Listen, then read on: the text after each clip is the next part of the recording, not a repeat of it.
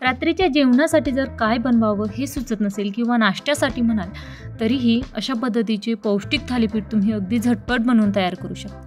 कोणतीही पूर्वतयारी करण्याची गरज नाही. त्याचबरोबर कोणतंही साहित्य विकत आणण्याची गरज नाही. जे घरचे उपलब्ध साहित्य आहे त्या साहित्यामध्येच हे थालीपीठ बनवून तयार होतात. चवीला अतिशय छान असे लागतात. त्याचबरोबर अगदी पोटभरीचे हे थालीपीठ करण्यासाठी जास्त वेळ लागत नाही, जास्त भांड्याचा पसारा होत नाही. गरमागरम थालीपीठ म्हटलं ना तर अगदी जेवणाचं अगदी उत्तम असं हे सुख आहे.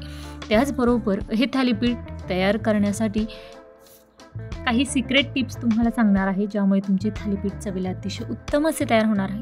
त्यामुळे रेसिपी शेवटपर्यंत नक्कीच पहा.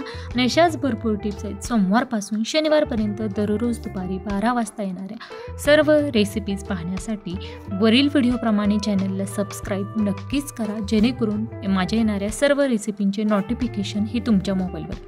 नमस्कार, मी कविता, कविताच किचनमध्ये तुम्हा सर्वांचं खूप खूप मनापासून स्वागत करते.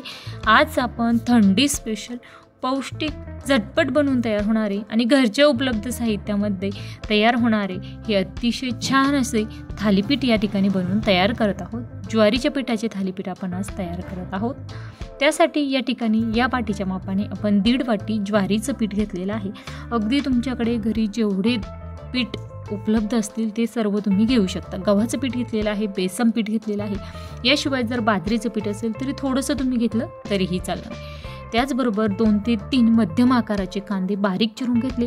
त्यानंतर हे थालीपीठ चवीला अतिशय छान असे व्हावे यासाठी हा कांदा जो आहे ना तो या पिठामध्ये जेवढा जास्त आपल्याला पिठामध्ये मॅश करता येईल तेवढा करा, जेणेकरून कांद्याचा जो स्वाद आहे ना तो या पिठामध्ये मिक्स होईल. यासाठी खूप सारी बारीक चिरलेली हिरवीगार कोथिंबीर घेतलेली आहे. कोथिंबीर तुम्ही जास्त क्वांटिटीमध्ये वापरली तरीही चालणार आहे. टोमॅटो घेतलेला आहे. याशिवाय तुमच्याकडे जर काकडी असेल तरीही काकडी घाला. त्यानंतर चटणी करून घेऊया. त्यासाठी ठेचा करण्यासाठी हिरवी मिरची आणि लसूणचा आपण हा ठेचा करून घेतलेला आहे. थोडंसं पाणी टाकून जेवढं जास्त बारीक दळून घेता येईल तेवढं जास्त दळून घेतलेलं आहे ते आपण यामध्ये टाकणार आहोत. त्यानंतर यामध्ये जिरं टाकायचं, साधारणतः 1 ते 1.5 चमचा जिरं, 1 ते 1.5 चमचा एवढं मीठ टाकलेलं आहे. व्यवस्थित सर्व जिन्नस आपल्याला या ठिकाणी मिक्स करून घ्यायचे आहे. त्याचबरोबर या थालीपीठमध्ये तुमच्या आवडीप्रमाणे काही आणखीन भाज्या वगैरे तुम्हाला जर काही घालायच्या असतील हे पूर्णपणे तुमच्या आवडीनिवडीवर डिपेंड आहे. तर या ठिकाणी आपण हे पीठ व्यवस्थित असं मिक्स करून घेणार आहोत.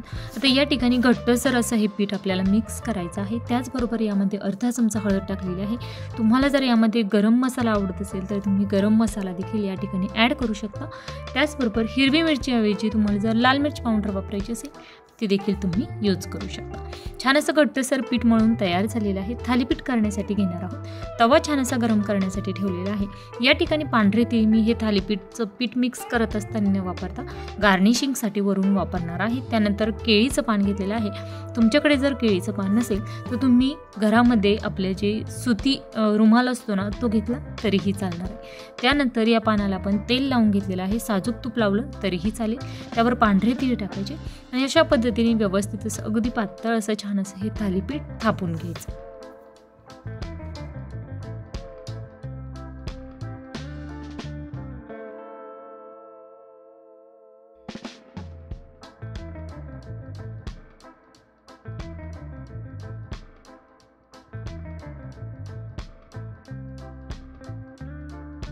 थालीपीठ छान असं थापून झालेलं आहे. त्यावर वरील बाजूने देखील गार्निशिंगसाठी आपण हे पांढरे तीळ वापरणार आहोत. पांढरे तीळ आपण हे फक्त गार्निशिंगसाठी नाही तर फक्त पौष्टिक देखील होतात. त्याचबरोबर थालीपीठ चवीला अतिशय छान असे लागतात. त्यानंतर अशा पद्धतीने छान असे होल करून घ्यायचे. 4 ते 5 होल करून घ्यायचे, ज्यामधून आपल्याला व्यवस्थित असं आपल्याला तेल किंवा तूप यामध्ये व्यवस्थित असं टाकता येतं. थालीपीठ या ठिकाणी बनवून तयार झालेलं आहे. तवा देखील छान असा गरम झालेला आहे. आता हे थालीपीठ भाजण्यासाठी मी साजूक तुपाचा खूप जास्त वापर करणार आहे. तुम्ही साजूक तुपाचा वापर करू शकता किंवा साजूक तुपाऐवजी तेलाचा वापर करायचा असेल तरीही वापर करू शकता. अगदी खरपूस असे आपल्याला हे थालीपीठ भाजायचे आहे, जेणेकरून चवीला अतिशय उत्तम असे लागतं. हे पहा, तवा त्यासाठी छान असा गरम झालेला असायला हवा. त्यानंतर अशा पद्धतीने आता सुरुवातीला यामध्ये आपण ज्वारीचं पिठाचा वापर केलेला आहे, त्यामुळे थोडं फार तर ते पानाला चिटकतं. परंतु तुम्ही जर सुती रुमाल घेतला ना तो ओला करायचा आहे. त्यानंतर त्यावर जर तुम्ही थालीपीठ थापलं तर ते अजिबातही त्याला चिटकत नाही. परंतु केळीच्या पानावर जेव्हा आपण थालीपीठ बनवतो ना त्यावेळेस थोडं फार तर ते चिटकतं. अशा पद्धतीने छान असं आपण ते काढून घेणार आहोत. त्यानंतर गॅसचा फ्लेम हा मध्यम करायचा आणि मध्यम आचेवर व्यवस्थित असं हे थालीपीठ छान असं लालसर रंगावर आपल्याला भाजून घ्यायचं आहे.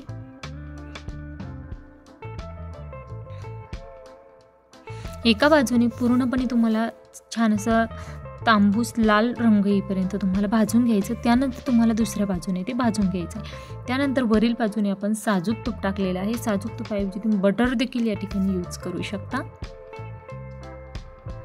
सकाळच्या नाश्त्यासाठी म्हणाल किंवा तुम्ही रात्रीच्या जेवणासाठी अशा पद्धतीचे खमंग थालीपीठ बनवले ना, तर अगदी साधा सोपा मेनू आहे, परंतु पोटभरीचा हा मेनू आहे. त्याचबरोबर तुम्ही यासोबत लोणचं सर्व करू शकता.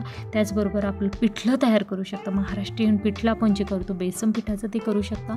चटणी सर्व करू शकता. गुळासोबत सर्व करू शकता किंवा सॉससोबत देखील हे थालीपीठ तुम्ही सर्व करू शकता.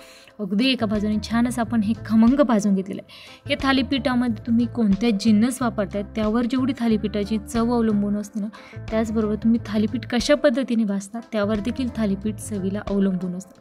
त्यामुळे थालीपीठ भाजताना तुम्ही अशा पद्धतीचे छान असे खरपूस भाजले ना, की ते थालीपीठ चवीला अतिशय उत्तम असे लागतात. या ठिकाणी 4 ते 5 तुम्हाला थालीपीठ मी बनवून दाखवत आहे.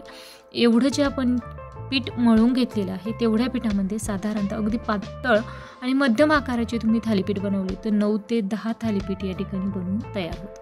हे पहा, अतिशय छान असे आपण हे सर्व थालीपीठ या ठिकाणी बनवून घेणार आहोत. थंडी स्पेशल आपण खूप साऱ्या लाडूच्या रेसिपी पाहिलेल्या आहेत. त्याचबरोबर वेगवेगळ्या अनेक रेसिपी पाहिलेल्या आहेत.